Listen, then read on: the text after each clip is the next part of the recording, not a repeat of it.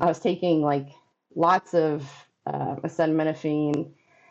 So that wasn't working, and I was really in a desperate situation. And I had walked past a kava bar a few times that was in our neighborhood, and I'd heard rumors about this tea. It was still very secretive, you know. It was one of those like if you know, you know kind of a thing. Um, so I was like, let me see what this is all about. So I ordered one of their hot teas, and I only drank half of it. So I didn't really notice like a huge difference the first time, but I noticed I felt like I could sleep peacefully, like I could actually really sleep for the first time in a long time. So I went back and I got another tea. And then that was what pretty much turned my whole life around as far as like how I viewed plant medicine.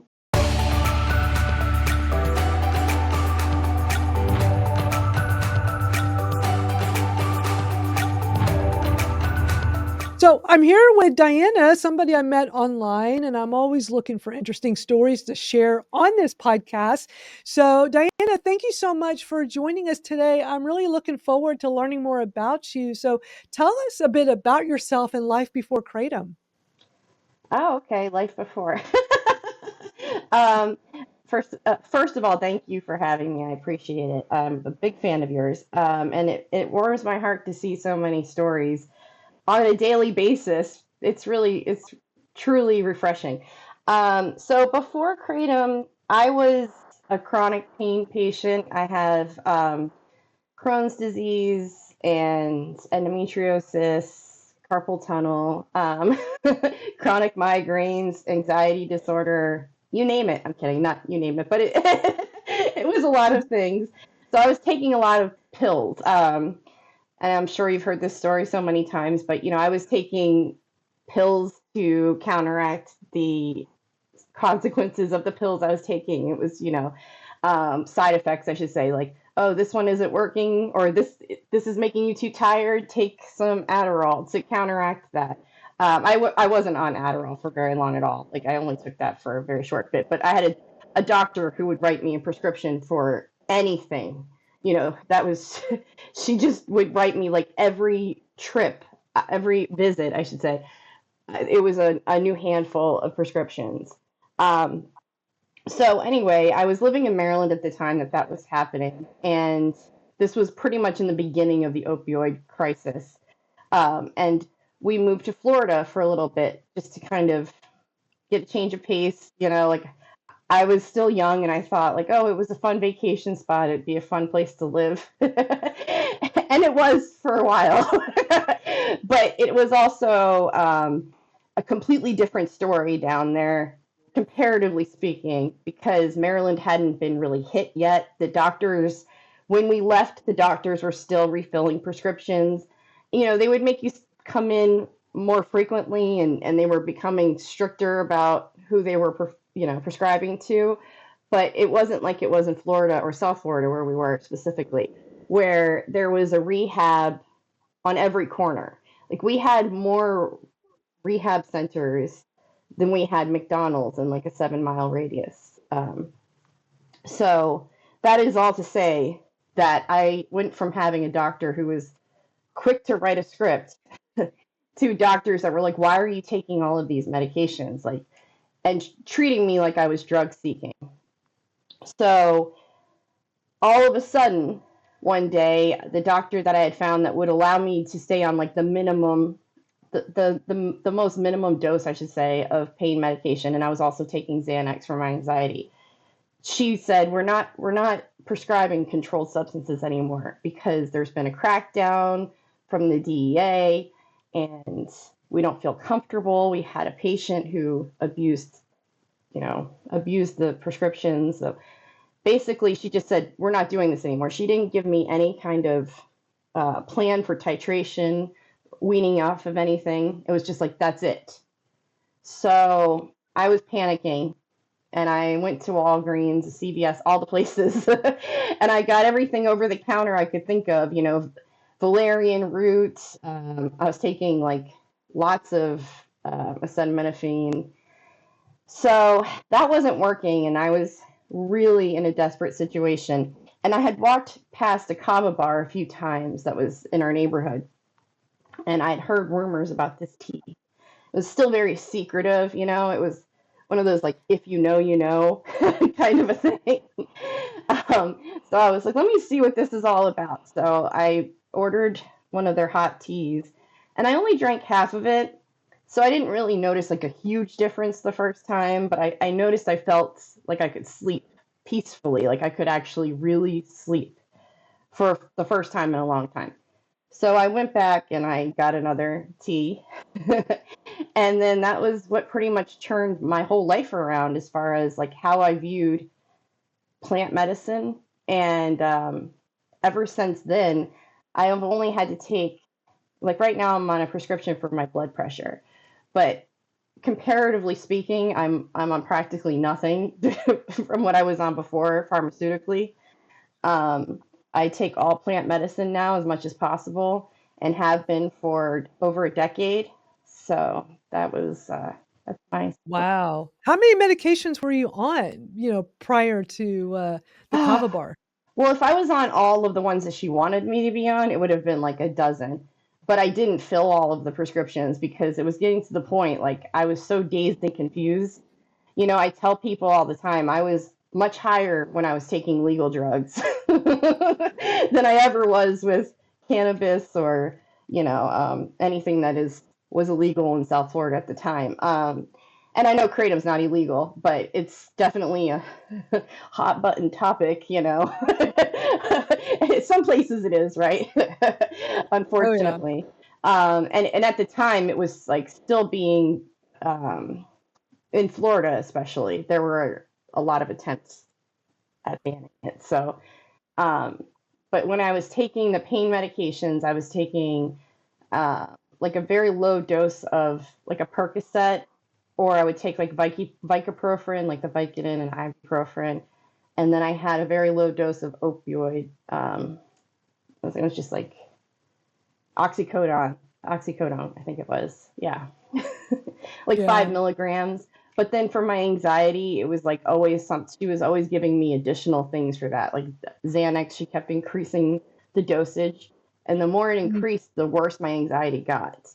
And that was the thing I realized from Kratom, um, is that it really helped with my anxiety as well, in addition to the pain relief.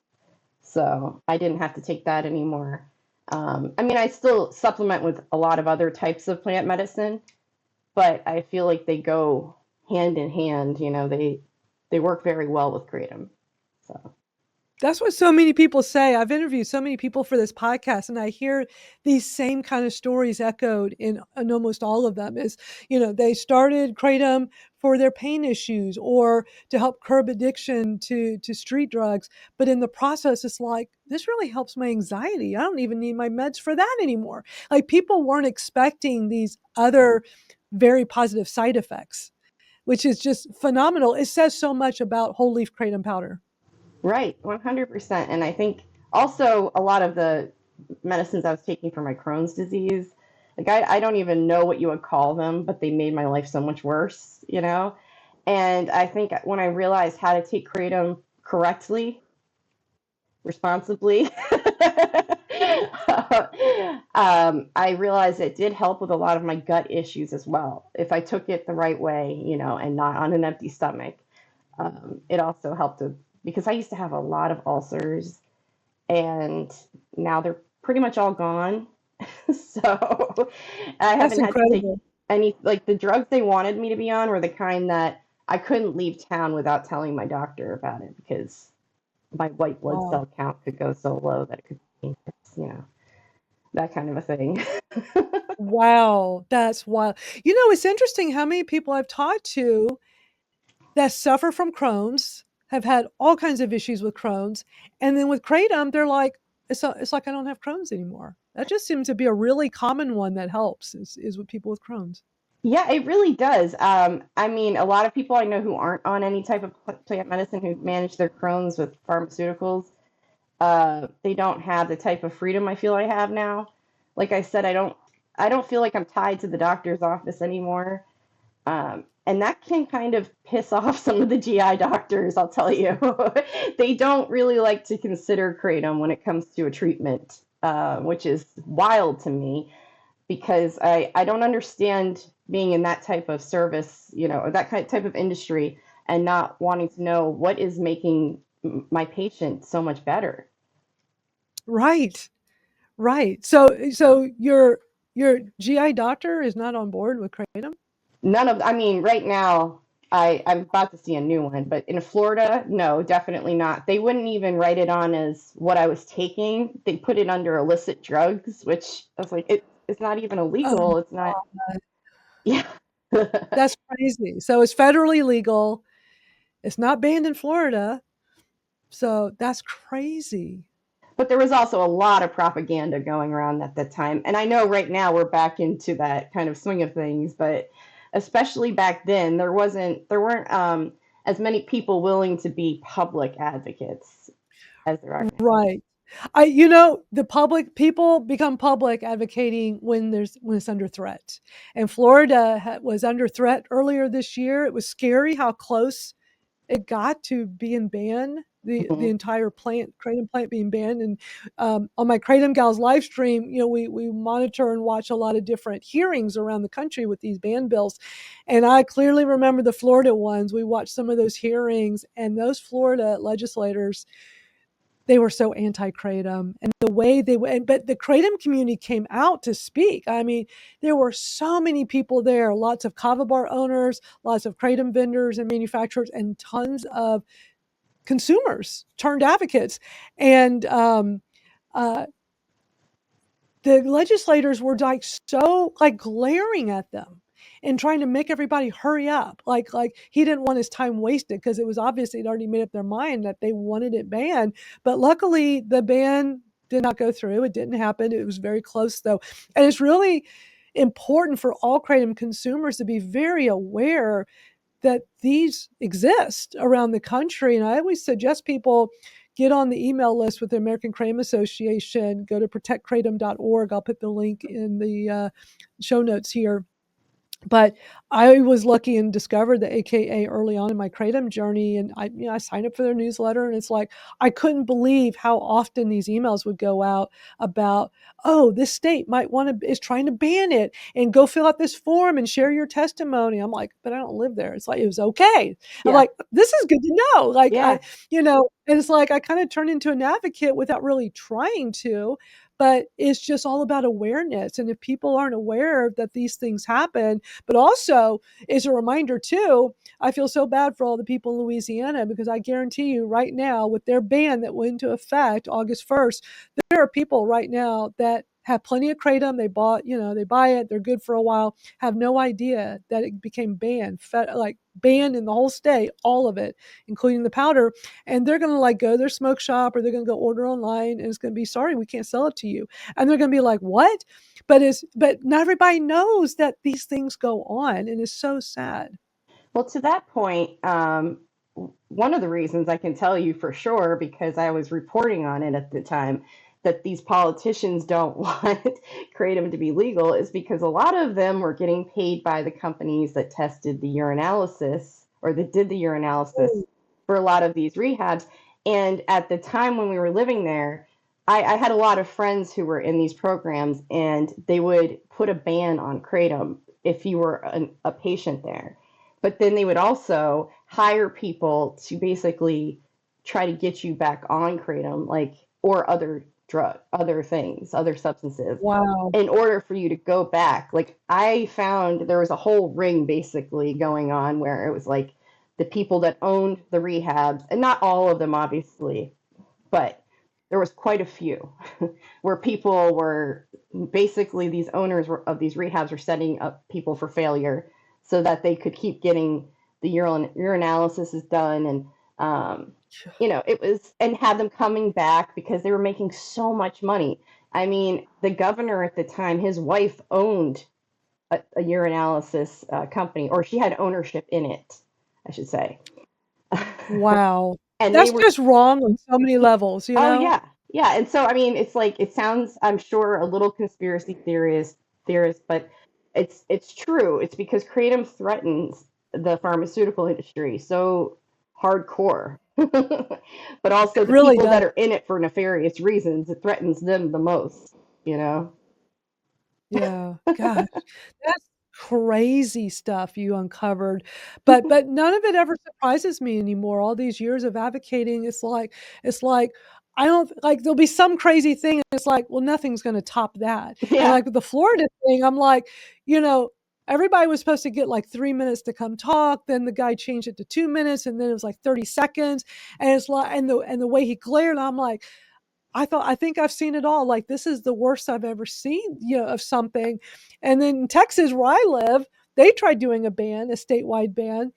And the senator that brought the bill to the floor says on record at the beginning, well, I think kratom powder is fine, but we're just going to ban it all because we want it all gone, all of it. Because they were really pushing the 7-OH that they wanted to ban. But he says, well, we know that powder's fine. I don't remember his exact words, but basically he's saying he knows powder is fine, but let's just ban it all. And it's like, oh my God, I thought Florida was bad. What the heck is this? Like, yeah, powder's fine, but we're banning it. We Yeah. want it gone. I think Luckily, that the that war on drugs has never really ended, and I think it's kind of like been rebooted in the last few years. And I think that kratom is definitely one of the biggest targets for that. Unfortunately, even though it's not a drug, it's a plant. But again, it threatens so many industries. um, and once you follow the money, you can see where the real inspiration is. And also, it's an easy way to campaign off of something, right? Like the fear mongering headlines, because that's what I saw in Florida. The one senator who really, really rallied against kratom without knowing anything about it, and she had a lot of constituents write in and tell her these stories about how it saved their lives. And there was evidence that this person's death that she was using as like her her launch against kratom, it wasn't just kratom in his system as per usual, and it wasn't whole leaf kratom that was in his system. So but she didn't want to tell the whole story because it was a lot easier to run on that fear mongering campaign, and it worked for her.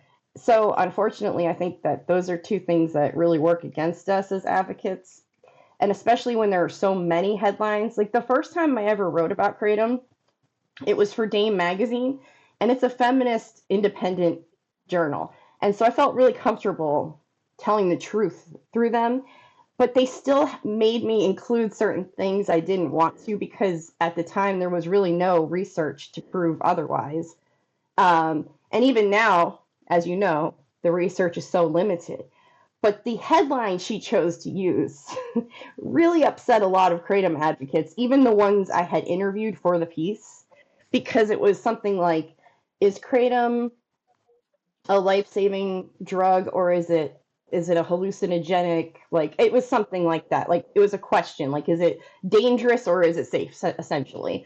But it was the way they worded it that made people very upset. And I was like, just read the article, please. But so many people just go off of the headline. They don't want to see anymore.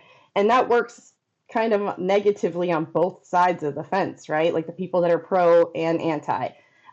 So yeah. Yeah, so I mean, sadly, we're in a world where it's like the clickbait thing, the people that publish stuff like that, they want the clicks, and you gotta have a headline that attracts attention. And it's almost always something super negative because why would people wanna click and go read it when it's something positive and good? Yeah. They wanna hear that scary thing that gets them to push the button, and it's a real shame because kratom has helped millions of people and is such a great thing, a great tool for us to have in our toolbox when we suffer from chronic pain and don't want to take opiates anymore, or we can't get access to them anymore. And then for other ailments, and then just some people just like that instead of their morning coffee. They just prefer a cup of kratom tea and get that nice energy boost. It's like, we're all grown adults. So let's have access to a plant. It's not a big deal, right?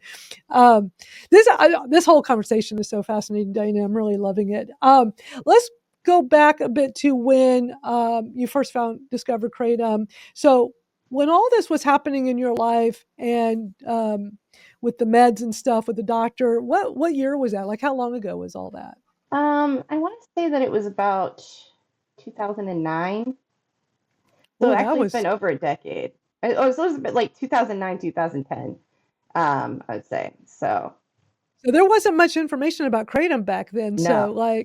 So really, when you said you saw the kava bar, there were kava bars back then, that far back? Yes, and so it actually became like my whole like a lot of my life. Like it was professional and personal. So I know I'm supposed to be sharing my personal story with it, but it all kind of melded together because we found this kava bar, and then it was such a great sense of community, and especially back then because, like I said, kratom wasn't really discussed, but kava was also not discussed. People are like, What is this place?" And so we became like really involved in that community very quickly. And my husband actually became a manager of the bar. And then I, being a writer, decided I was going to start dedicating my writing practice to writing about kratom as much as possible. But like I had said before, it really changed my whole way of thinking about all plant medicine. So I started writing about cannabis as well because it wasn't legal in Florida yet. Well, still not completely legal in Florida, but they were voting for a medical program. So that became my focus. And I quickly launched a cannabis podcast. And the odd thing I found when I started this podcast was that people who were in the cannabis space had very hot takes on kratom, even though they had no idea what they were talking about. And I realized that kratom was actually more controversial than cannabis. It's like, what? That's so bizarre. Yeah, that's wow. But I was able to Very get interesting. my family members to try it. I was able to get friends, like on a personal level. I was just like anybody who would listen to me. Tell them about how much it could change your life. And so I still do that. But it was much more difficult back then. There were like secret Facebook groups. You mentioned AKA earlier. I was totally involved in what they were doing in the very early days when there was just like a few people. So I've got really excited. It changed the way I viewed activism as well. So yeah, I'm not sure what I was answering there, but if I That answered anything. this is just so interesting because, you started using kratom way back before most people had ever heard of it. I'm sure there was very little information online, AKA, you were part of that movement very early on. So that was all before the big national ban threat in 2016, and we always love hearing about that because so many of us didn't even discover kratom until after that. So what we tell us about that era because we've heard people say it was a very scary time. It happened really fast. Everybody freaked out, and very quickly people spoke up and spoke out. Absolutely. And during that time, I was like trying to tell as many people as I could, but I also realized that I needed to start like including that on the podcast, even though we were talking about cannabis. I'm like, we need to talk about like it freaked me out because I always kind of thought I would still have access to it as long as I lived in certain states. And then I realized places like Vermont were banning it, and I'm just like, this is terrifying. I'm still terrified. I still am terrified that it could happen in the near future because I don't know what I would do, honestly. And so I've tried to write my story in as many ways as I possibly can. Unfortunately, some of the publications have gone out of business or become defunct. So I have to go in the Wayback Machine to capture some of it, and some of it's just gone, unfortunately. But I had people reach out to me and be like, how do I do more about this? And obviously, there's no perfect advocacy. I think that we saying the AKA, like I support what they're doing, but I'm not saying that I'm like 100% AKA is the only option. There are people Right. like you, people like Christopher. There are so many people now that are speaking out, and so I try to call attention to that as much as I can. But Yeah, yeah, which is it's important. scary. Yeah.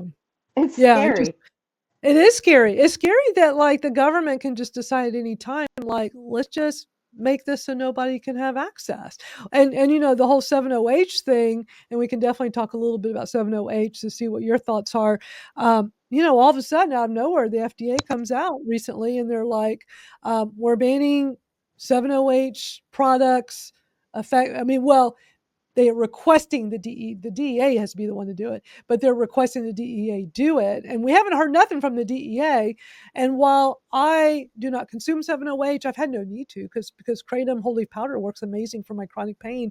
And I get enough relief from it that I don't need I don't need, you know, to necessarily be using extracts or 7-OH. And I have heard from a lot of people that took 7-OH without knowing what it was, got addicted. There's a lot of really sad stories of that. Smoke shops giving away free samples and really pushing it on people and people that were not suspecting of what it was. But then there's also a whole group of people in the pain community that have been abandoned. And I understand that well because I was abandoned by pain management. And they found 7-OH and they didn't have to go to the streets and they're using it responsibly. They're not using a crazy amount. And all of them said, I've researched it. I understand what I'm taking and I get it. But now they're being demonized. And so it's just interesting how the 7-OH and Kratom community is so divided. I just don't like how those 7-OH manufacturers have been doing things. Very shady, um, calling these products different drug names, which is just wrong. Having it in convenience stores, that's wrong. You know, they're doing so many things that there's no surprise that the government wants to ban it. But if they make it a Schedule 1, then you can't research it, and that's not right either. So it's just we're in a crazy time right now with the whole 7-OH thing. I'm just trying to educate people. I just put out lots of videos of like, here's whole leaf kratom powder. Here's what 7-OH is. They're two very different things. Educate yourself and understand. But what's your take on that right now with what's Well, going on? I mean, I think you just hit the nail on the head with education. I think that the fact that people like you and I try very hard to educate, I mean, you're doing a lot more than I am with creative education right now, but basically with all of these restrictions that we face on social media and all these other weird things that we come across, like with our newsletters and our email addresses being blocked and things like that, it I know it's by design, but it makes it so much more difficult for people to be informed about what they're purchasing. I come from everything with a harm reductive standpoint. Like I look at it through a harm reduction lens. So, like you said, if they're desperate and that is a safer option for them, then it should be available to them. But more importantly, the education needs to be available to them. And that education is so stunted because we have all these fear mongering, misinformed articles, underreported pieces floating around. People are reacting to the reactions on social media instead of finding out what they're reacting to. And I mean, they're coming up with these completely unhinged theories. I responded to one the other day where someone was talking about them the something about 9/11 and kratom being on the plane. I'm like, what is Oh my that? God. What? I mean, That's it's crazy. going so, and it's like, how do you even find a meeting place with that type of, it's not even logic, it's just complete bonkers bananas, like delusion, you know. And it's like the reality is you see people like me who come from a family of substance use disorders and addictive personalities who can say, I've been doing this for over a decade now. You know, I stopped taking it the entire length of my pregnancy without an issue, and even a little bit after that. So like for the better part of a year, I didn't even use it, and I was fine, you know. And before this, I was counting the hours, the minutes, just to have worse pain. I don't have rebound pain with kratom like I did with pharmaceuticals, you know. And I don't get treated like I'm seeking something that I shouldn't be seeking when all I'm seeking is relief by a medical professional. I mean, they might not take it seriously, but at least they're not treating me like I'm trying to, you know, get one over on them either anymore. So seeing these examples, if that's not enough for you, then like I don't know what else can be enough for you to understand that this is completely safe if you use it in a safe way. But like I said, the lack of education times our shortened attention spans, equals where we're at But right now, unfortunately. you say it so perfectly, though. If you're using it safe, it's safe to use. Like, it has so much to do with being a responsible consumer and understanding what you're consuming, but also the fact that you stopped for over a year during your pregnancy and the time after, and you had no issues. Because so many people say, "Oh, kratom gave me the worst withdrawals than getting off of fentanyl or heroin," and it's like, well, a lot of people say they had no issues getting off of it. Yeah. Plus, people don't understand. I'm generalizing, but a lot of people misunderstand the difference between addiction and physical dependence. If Right, you they're two physically, separate things. yeah, if your body is physically dependent on pain relief and has become used to pain relief, you're going to have some type of symptoms if you just automatically stop that train, you know? And you can become addicted to anything. like, eh, Yes, yeah. there's so many things we buy that don't require a prescription that we can have a dependency to, an addiction to. Caffeine is such a great example, and I know the anti-kratom people hate when we use caffeine because they can't believe it's true. Okay, so I'm not a coffee drinker, so, like, I don't ever get caffeine that way, but I tell you what I like that's caffeine is a neurogum. That neurogum is amazing. It has Mm, natural caffeine in it. It has L-theanine in it. That's been, like, huge on TikTok, like, about a year ago. You saw this neurogum everywhere.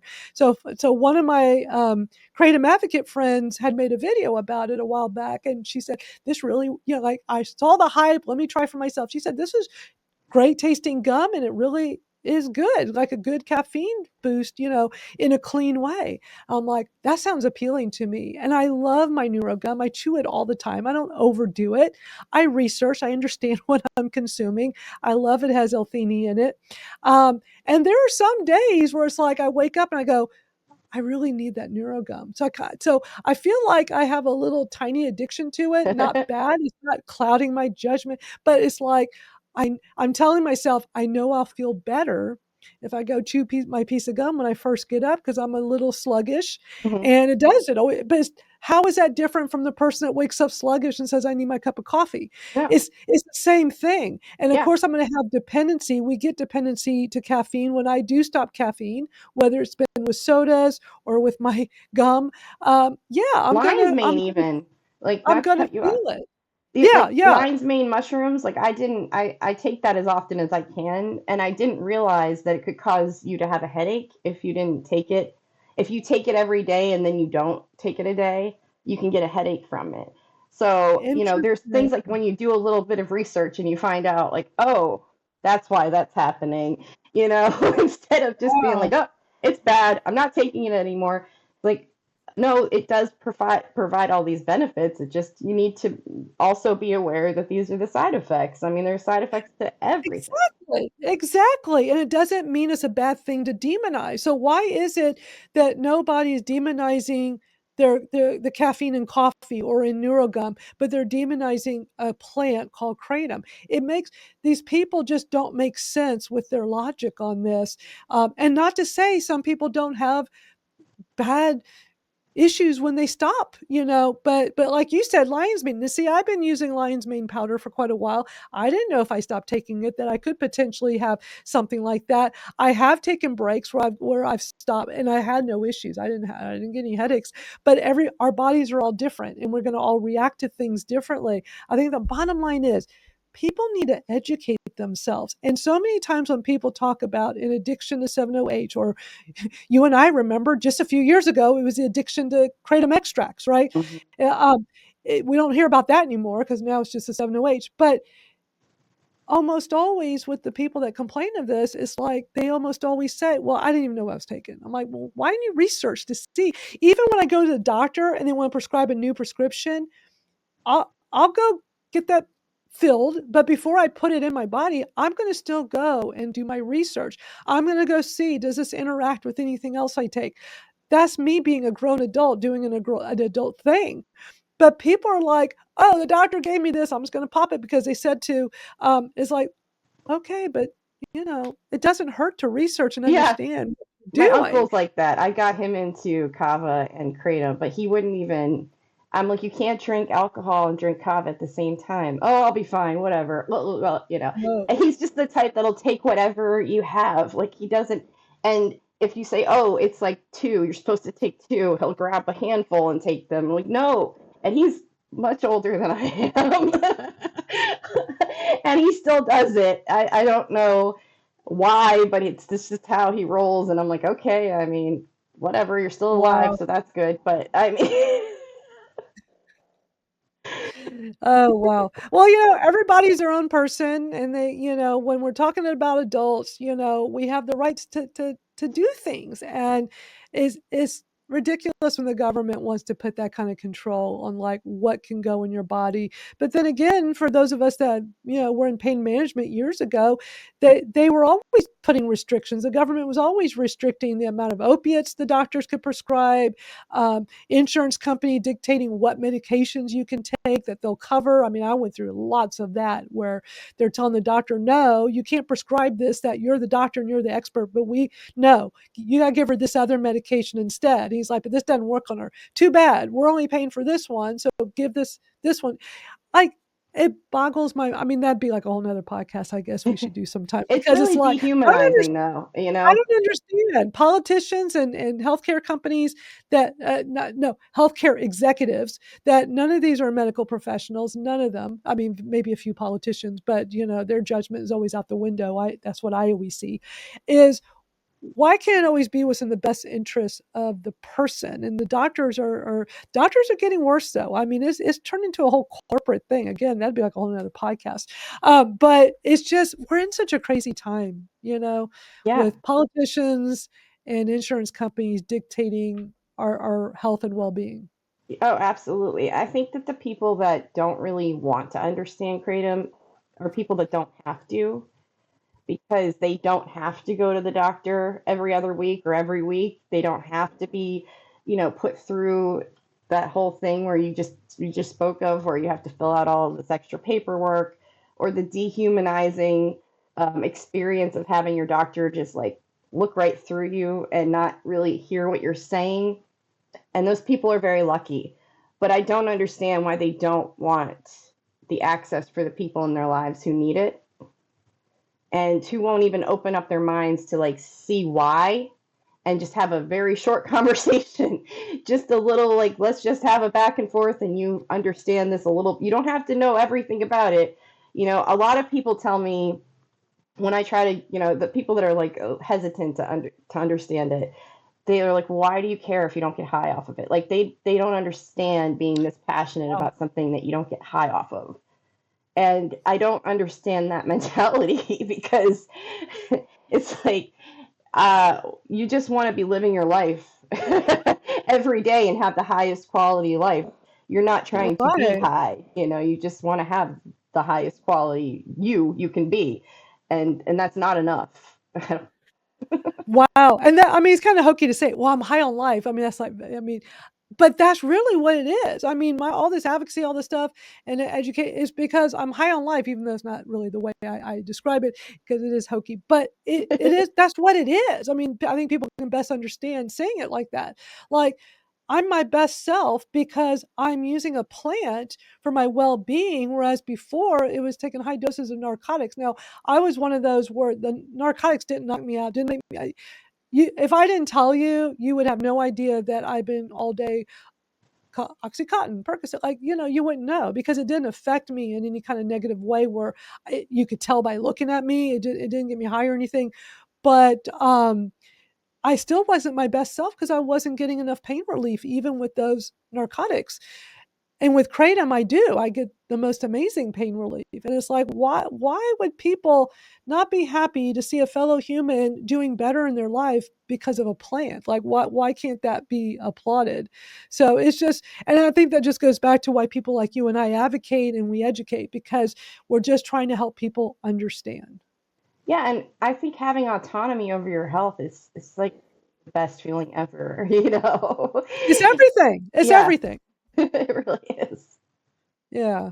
I'm loving, like, we're having such a great discussion. I love this. But back to your journey using Kratom. Let's go back to when you're using it, you first discover it. It's amazing, and like, how was that impacting like your overall day to day life, your well being? Well, before that, I spent a lot of time in the hospital, to be honest, because, like we just discussed, a lot of the pharmaceuticals I was taking made things worse, a lot worse. And, not, I don't remember all the names of them because they're all like very long names, and I didn't really pay that much attention because before Kratom, I did trust my doctors. Even though I was being treated the way I was being treated, I still felt like they knew more than I did, So if they're going to prescribe this, it's probably for a good reason. But I would wind up in the hospital a lot because I had a lot of Crohn's flare ups happening, and I wasn't able to work. I at the time was I told you I was a writer, but I was also a hairstylist because you can't make a living just being a writer alone.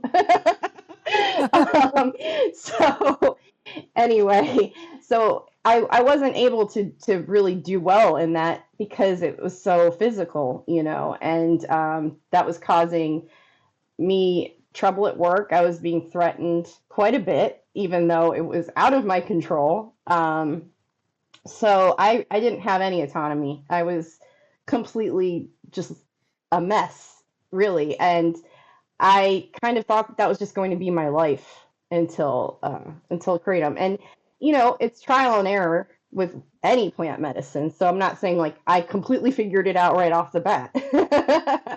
I didn't really understand extracts at the time. So I don't even think they were calling them extracts, to be honest with you. They're just like, oh, this is a much stronger version of the kratom. Like, okay, I'll try that.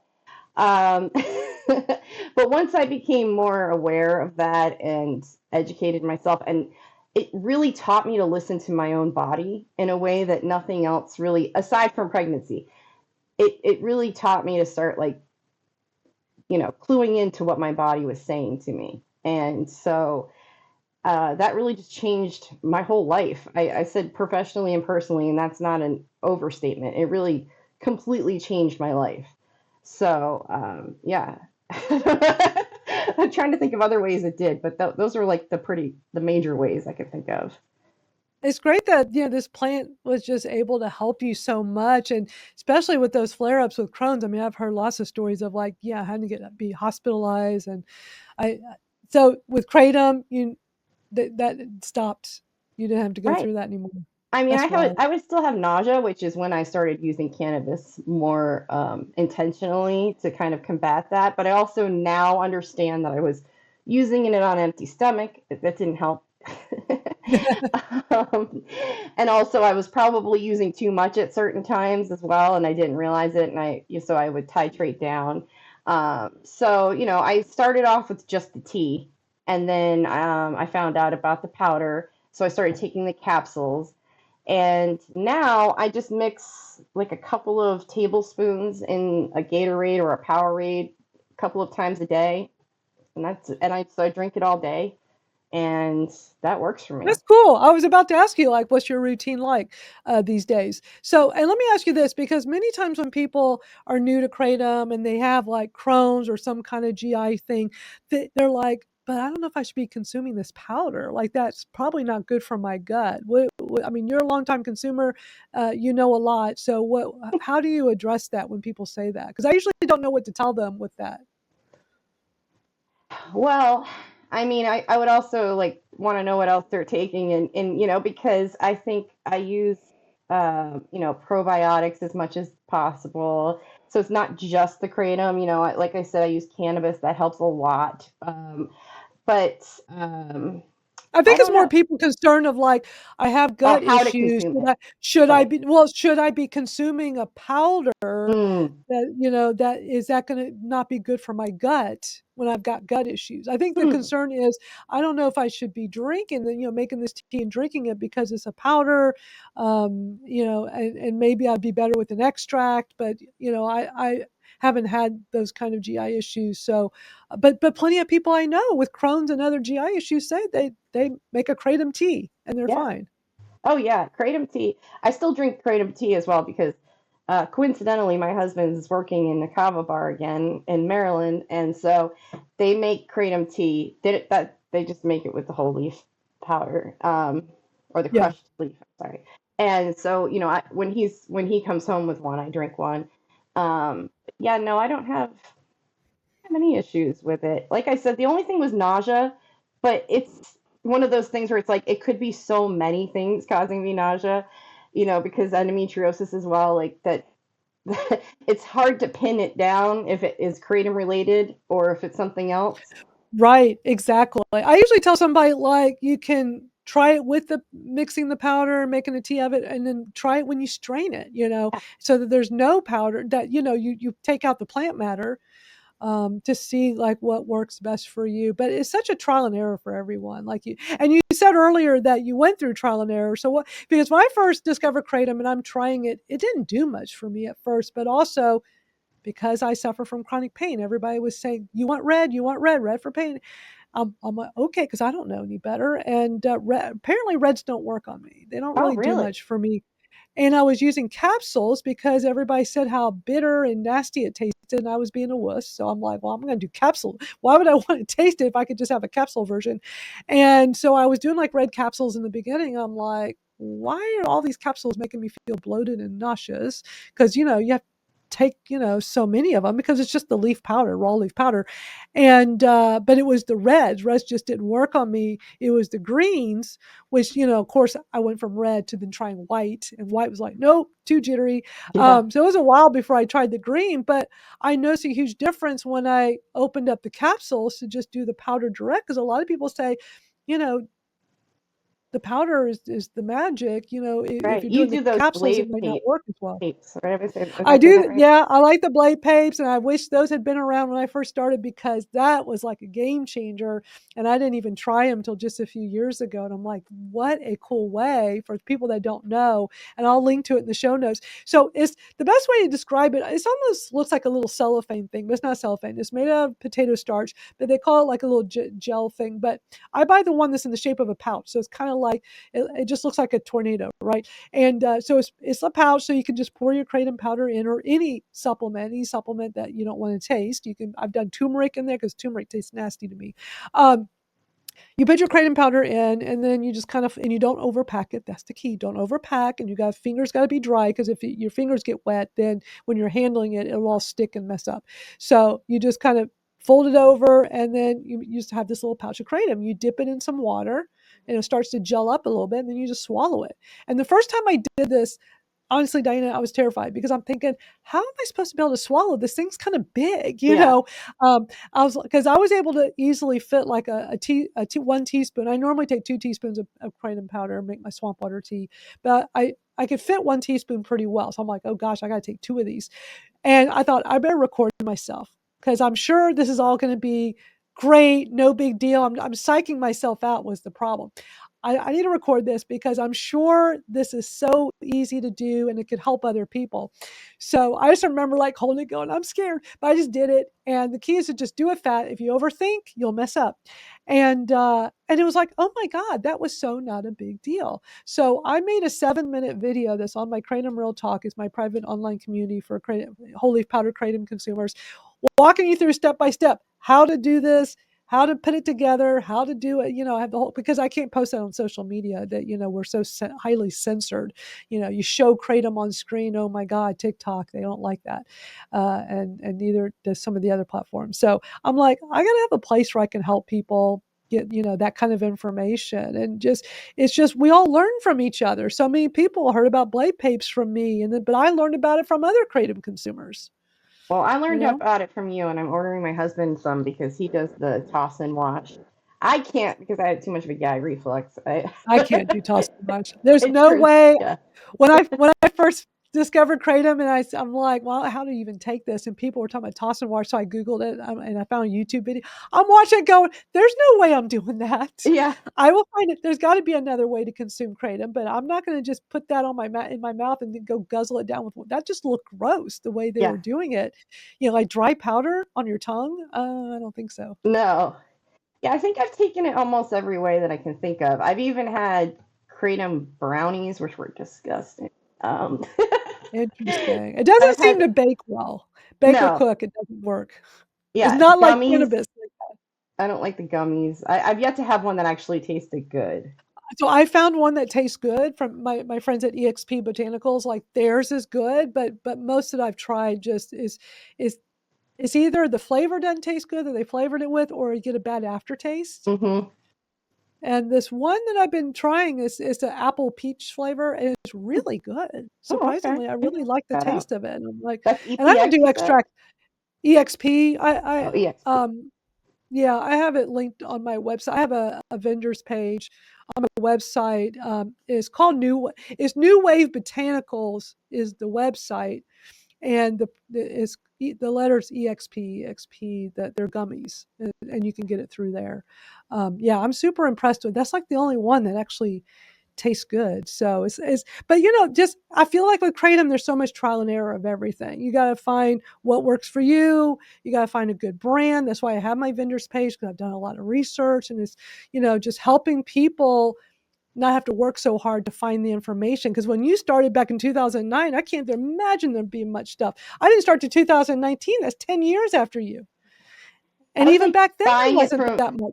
I was buying it from like people on Facebook. My uncle had Wow. some kind of Indonesian connection, which probably wasn't legal. And I was, yeah, it's definitely sketchy. And I definitely have had some products I was like, woof, nope, that's not good. So yes, I have tried a lot of different kinds, and I've purchased it in some pretty sketchy ways in the past. So now I'm so excited that there are there are brands that are so transparent. Like I don't Yes. want to like promote any specific one, but we both know Christopher from Christopher Organics and Organic One of my Botanicals. favorites. One of my Yes, favorites. Yeah. I love how honest he is, because I've interviewed people who, kratom vendors before, and they will not, for the life of them, say how they recommend using their products. And I understand from a legal standpoint, like maybe 10 years ago, that would, be the Yeah. situation. But now you can't do that anymore. You have to be honest. People want transparency.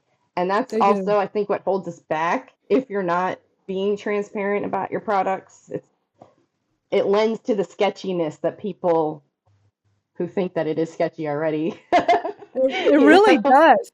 I'm noticing more and more kratom companies are being more transparent. I've gotten to know some really cool ones, like Christopher. Christopher puts out lots of educational information. He and I did an educational webinar together to help people that suffer with chronic pain, because we both do. And my friend Abram at Pure Infinity Botanicals, he puts out all these videos on YouTube, just full transparency. He just did one last week, like talking about the packaging and how, we could save money and buy all the packaging stuff through China, but we want to support some U.S. companies. And he showed different parts of their stuff, and like, we buy these pouches from this company in this state, and we buy, and like, just trying to show, like, all the things they do to help people, and even that we have all these instructions on our packaging, and even when you turn it over, on the bottom we have a motivational quote to help people that are going through a hard time. It's like, wow. No, most people don't do stuff, or don't think to do stuff like that. But when you have a company that's so transparent, and they're like, we're just here to help everybody, and we're here to Yeah. educate, that's huge. So huge. So huge. And especially if you're going to offer your own personal experience with that, which I really love, Even if you're saying, "Oh, my dog takes this," because I am fascinated with giving kratom to animals. I just think there are so many applications for it, and I think that like people's lives could be infinitely better if they just tried it. Right. Exactly. But I can't always put that into words like like Christopher can or you can, but I try to, because sometimes the education part of it, slips my brain a little bit, because I want to talk more about the personal side of things. But Yeah. but I'm glad that there are those sources out there now, because like you said, there Yeah. wasn't before. And I just hope that we can fight this current war on drugs that's happening, um, because I feel like we have a lot more going for our side now than we did before. But it's also pretty terrifying at how quickly these things gain momentum. So, yeah. Right. Well, I think this just the key is to have stories like yours out here like this through the podcast and other ways of just spreading the message, these positive experiences with a plant that more people need to know about. And then the naysayers need to see like this helps so many of us in a very positive way. And instead of just always clinging on to these clickbait headlines of Kratom kills, it's like, but they failed to mention that the person had fentanyl in their system as well. Or what about the supposed Kratom death where the guy had a gunshot to the chest? Like, isn't that what killed him? Why did y'all remember that one from years back? It's like Right. And then they some try to paint you like you're being insensitive because you're actually pointing out the facts. And it's like, well, right. And it's like yeah, this facts is are something facts, that would man. actually impact my life. So I'm going to be a little bit, I'm going to poke holes where I can poke holes. Right, exactly. And not to take away from, the grieving families and losing a loved one. But we know that kratom alone does not kill people. If it does, it's so rare. More people die every day from Tylenol or from other things that everybody has Benadryl. I access mean, to. geez, do Yeah, some research on Benadryl and it will terrify you. yeah. So, there's so many things that kill people every single day. But why is it that everybody hyper focuses on kratom? So it gets frustrating. And since we've talked a lot about advocacy here, we'll start winding down because I feel like I can talk to you all day. Oh, Um, same. for people watching this and they keep hearing us talk about all this advocacy stuff, what would you tell somebody that's like, I want to get more involved? I want to, this is inspiring me. I'm a kratom consumer. I want to help spread the message too. What would you tell people that they could be doing right now to help spread more awareness and be an advocate?